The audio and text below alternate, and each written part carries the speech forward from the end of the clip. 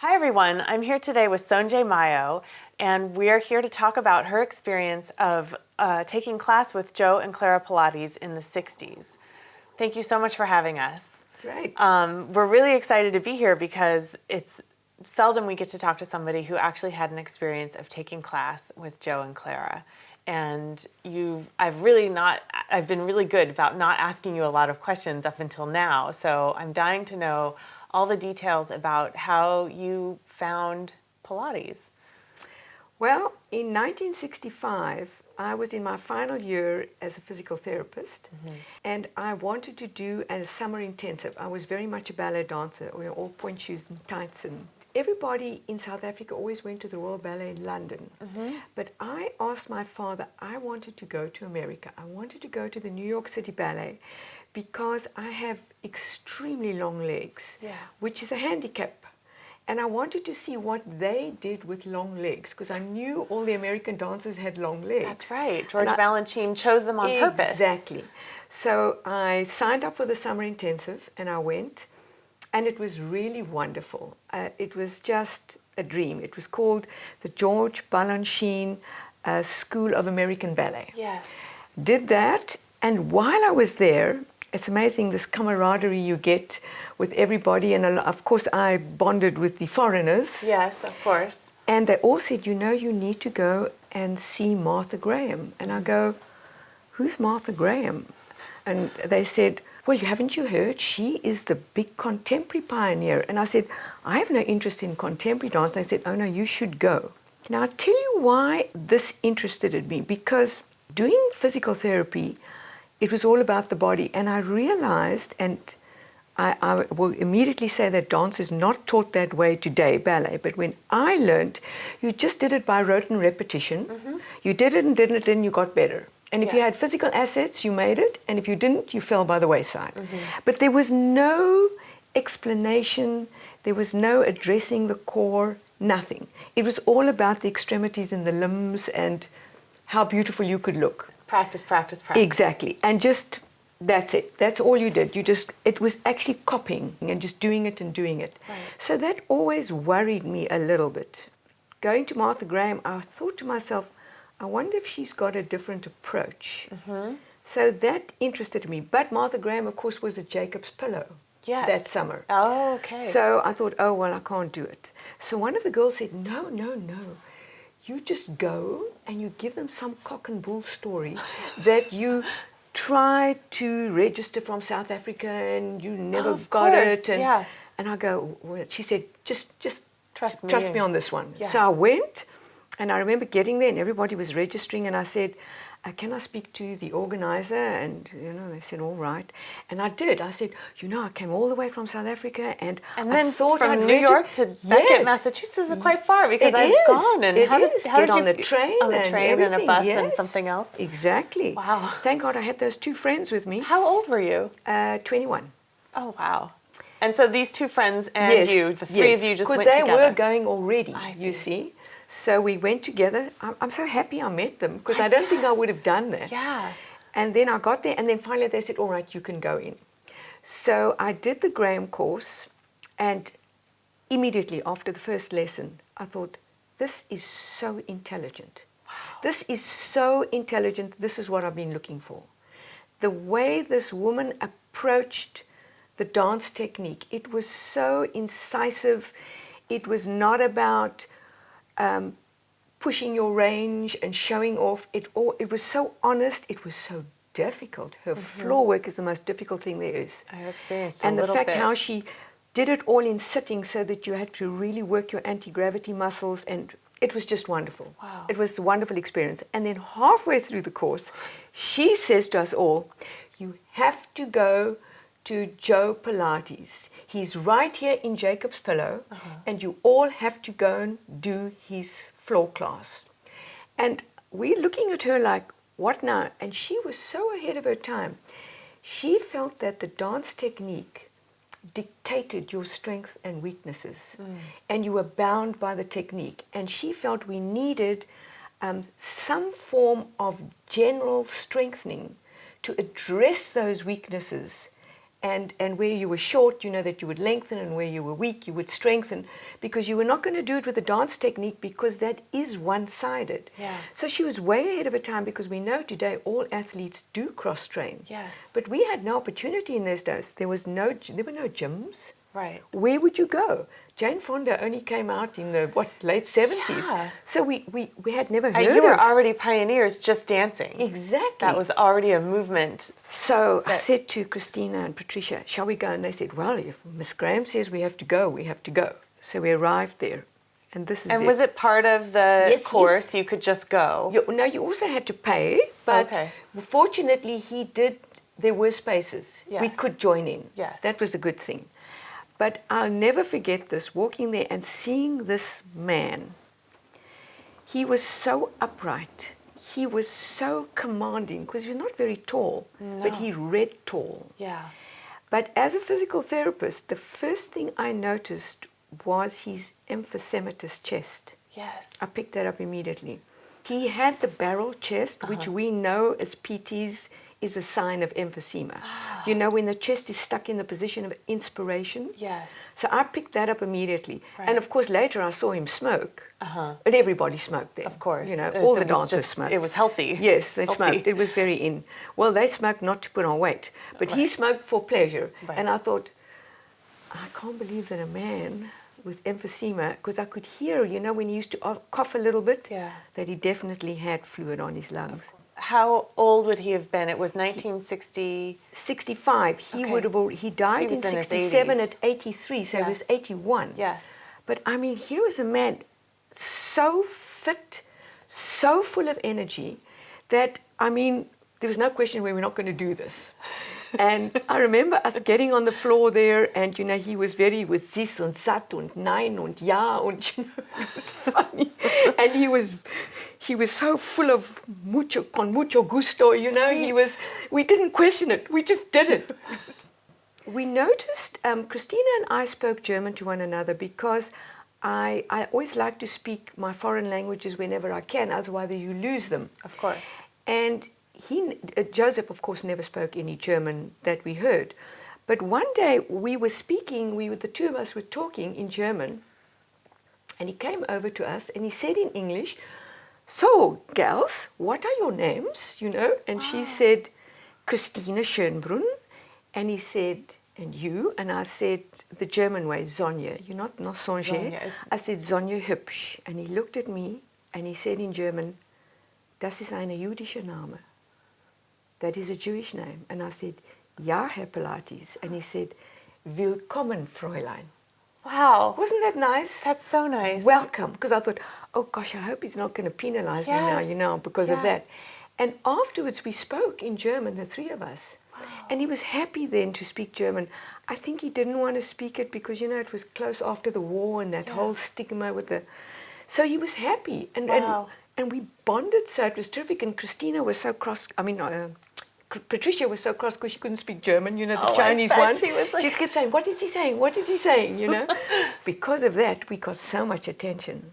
And I remember sitting there trying to do open leg rocker, and he goes, too many legs. And I'm going, I know my legs are so long. And he goes, you have to develop the strength for your legs.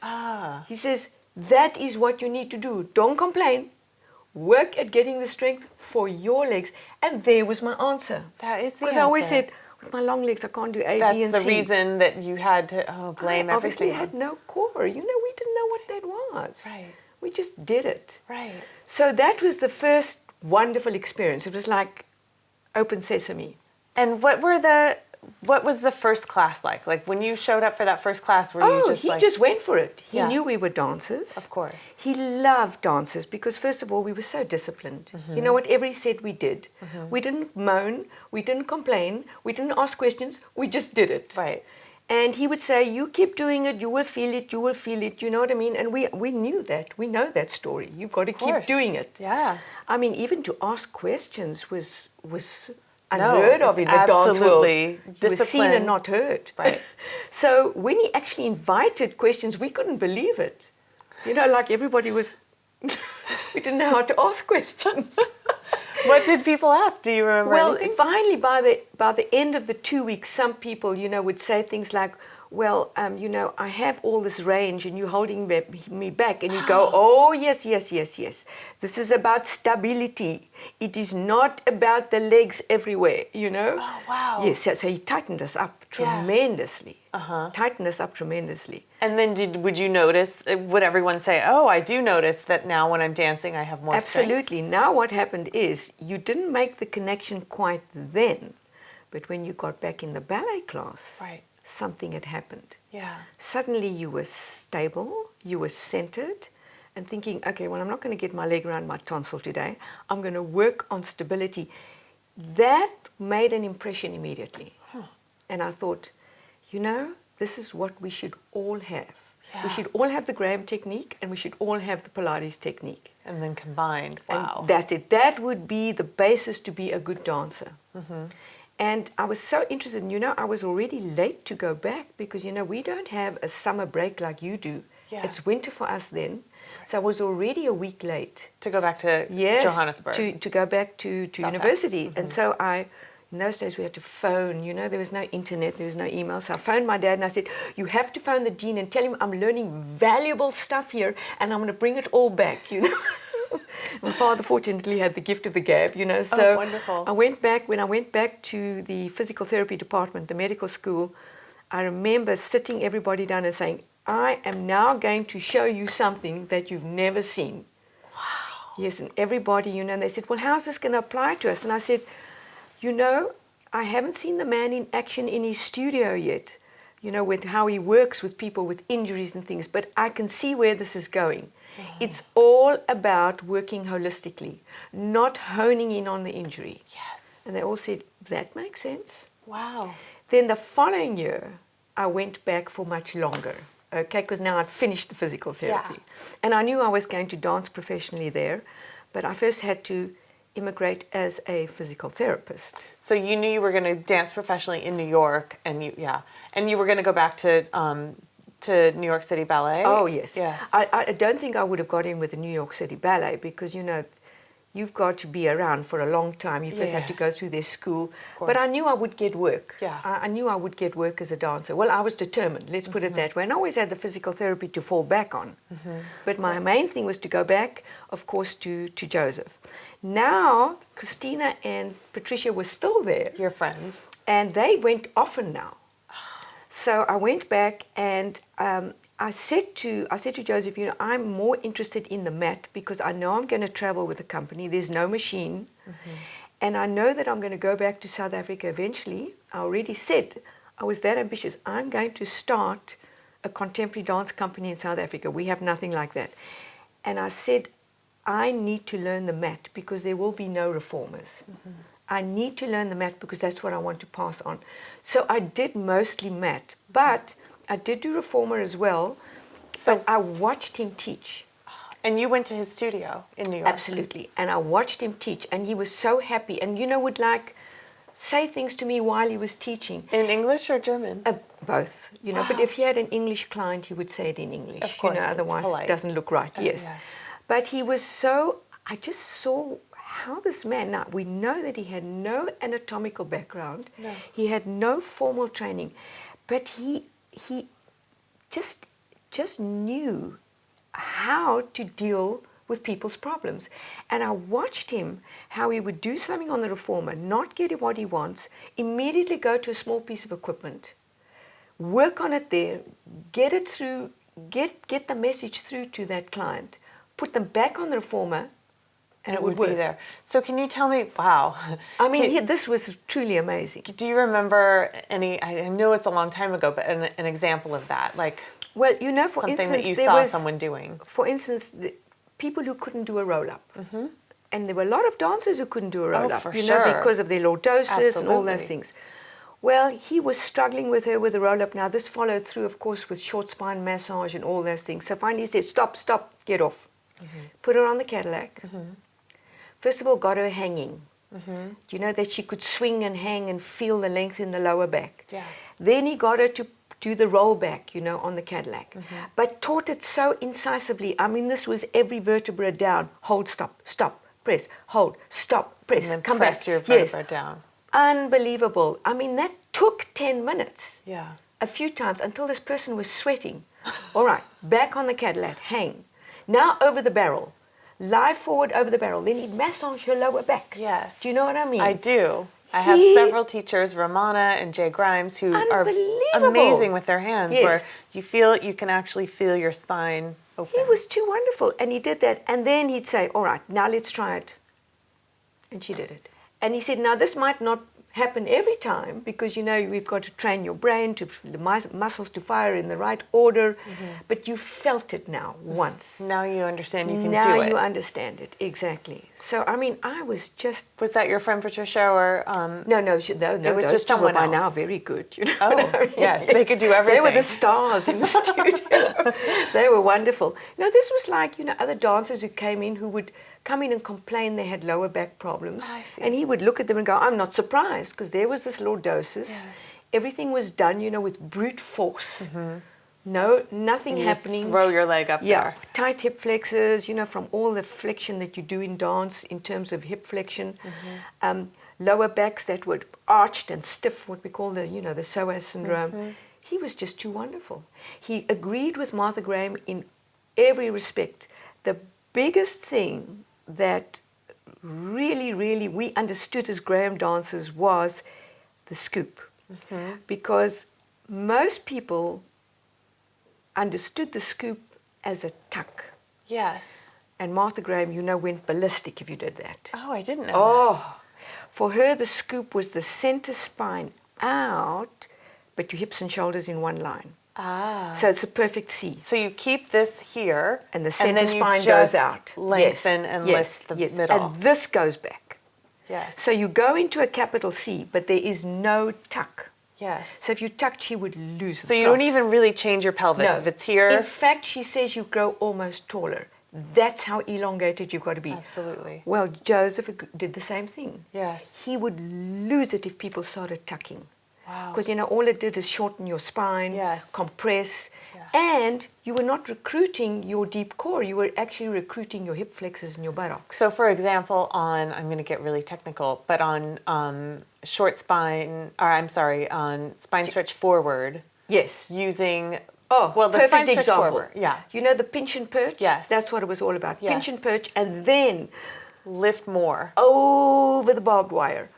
Over the beach ball. And would ball. your shoulders come forward? I guess on that... in line with your hips. So they would stay and you would just And then reach. you stretch against that. I see. That's why it's called spine stretch forward. Yes. Not hinge forward and collapse. And that was a lovely thing, is when one day he said to someone, I can't think he said to her, now lift and over, and of course so she tucks. So Christina says to the girl, it's like the contraction, contract. So Joseph says, contract, no collapse. Show me what you were talking about, the way Joe would teach the spine stretch forward. All right, so arms out in front of you. Very nice. Take a deep breath in, back ribs. As you breathe out, chin to chest. Now I want you to tighten your buttocks, pinch and perch, lift. Now really lift over the barbed wire. Now soften your shoulders. Now the more you pull back in the ribs, you stretch out in front against that. That's it. Soften the shoulders. Yes. There we go. Now when you uncurl, sit against an imaginary wall. Each vertebra comes up, the shoulders click in the back, the top of the head gets taller. And relax. So the point is, when you round over, one should lose height, because geometrically speaking, you would shorten. Yeah. But he wanted you to lengthen. He wanted you to get taller. Lengthen, exactly. Okay. Exactly. And would he have arms here, or did he also sometimes do here? He did. Certainly, one. Yes, absolutely. Okay, I'll go here. So the shoulders down the back. So the first thing is, as you breathe in, you really grow tall. That's it. You pull it all up. Now, chin to chest, over you go. So imagine your center spine is filling up my hand here. Try and push the back of the waist. Now go forward against that. Soften your shoulders. Reach. So now you really feel the stretch, don't you? This is a spine stretch, exactly. And then uncurl, and then stack those vertebrae. Excellent.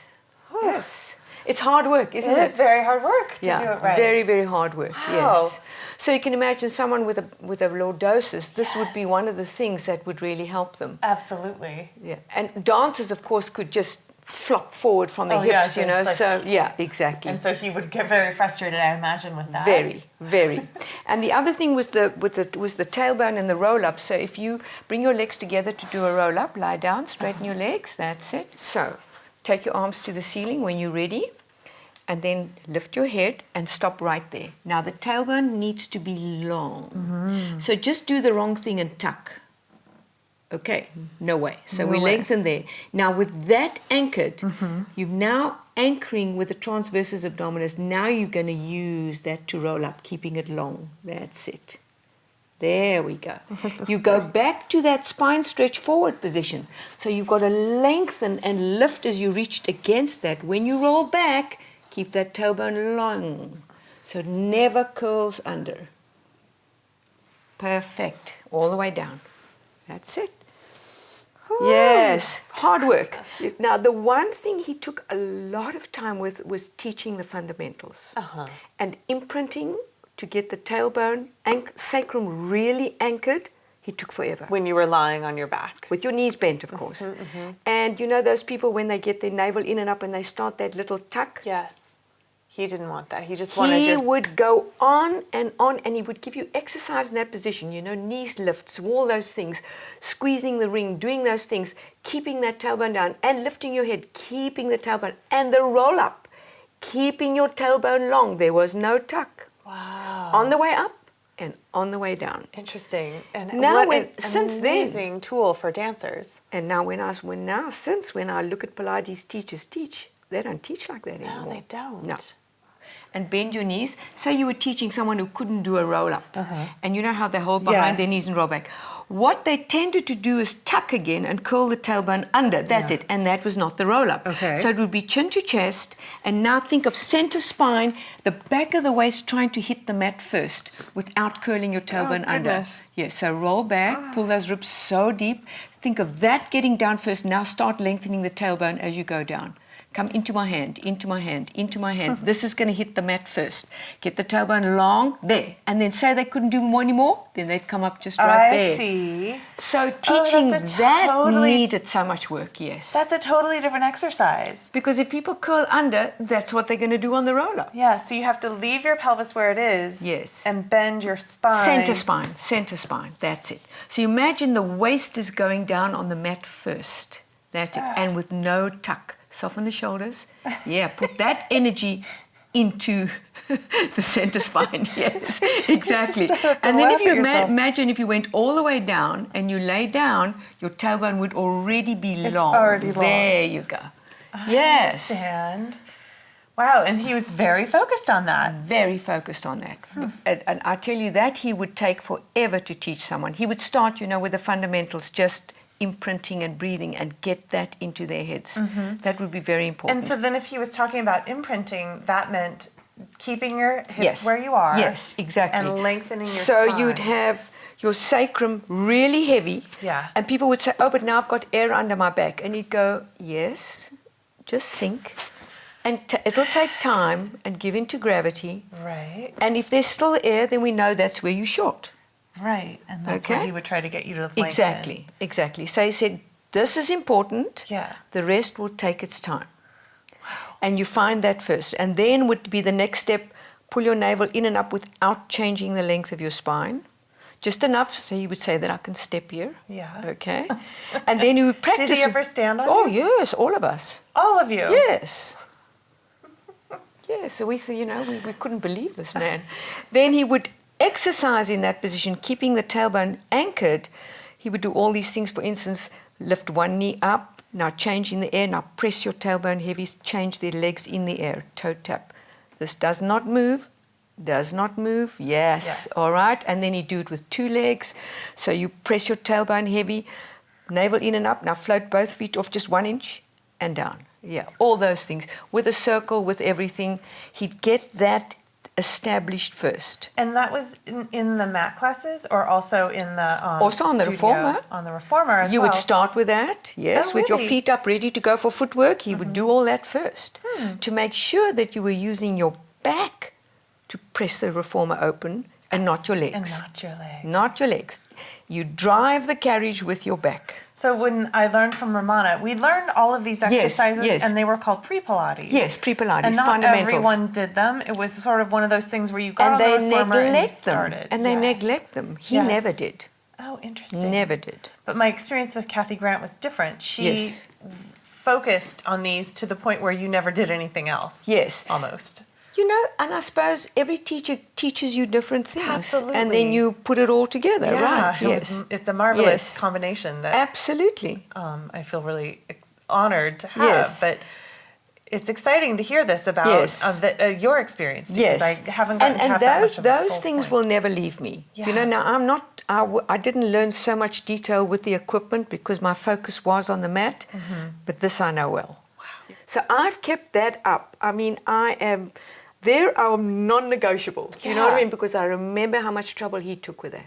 And you saw that across the board, no matter if a client was tight or loose or dancer or He regular would use person. props, but that he insisted on. Yeah. Always that anchored tailbone, because that was, in fact, your perfectly aligned pelvis. What kind of props would he use for that? Oh, purpose? he would put things in people's backs. You know, if they had a really bad lordosis, he Yes. would stick things in so that they had some proprioception. To push against. Yes. Yes. And so that they could sink into that. And you see, I was taking all this knowledge home with me. Oh, wow. Thinking, because I'm going to be faced with a tremendous wealth of black dancers who have Yeah. no training. Oh, and so You much know, lordosis, because everyone so has much a booty. lordosis, no turnout. Right. So I'm thinking, forget, I'm not teaching them the ballet technique. That's just impossible. Right. Even the Graham technique would be difficult because, you know, even to sit in the Graham position when you have narrow Absolutely. hips. Yeah. And then it occurred to me, I will teach them on the Pilates mat. I'll get everybody strong. And I did. I did. I just put them on the floor and they got so strong. They got the pelvis right, they got core strength, they stretched. Wow. And they got control of their extremities from the core. And then I would do a little modified, you know, put in like a little bit of floor dance bar as well. Of course. And then we would stand up and move. Yeah. But I tell you, never once did anybody have any injuries. And myself, I mean, I was still performing at 52. I never had an injury. Never. Wow. Never. And I always warmed up with my Pilates floor. That's Always. amazing. So you see, he did. He give did. me a What lot. a gift. It's a lifetime. Absolutely. Absolutely. He was too wonderful.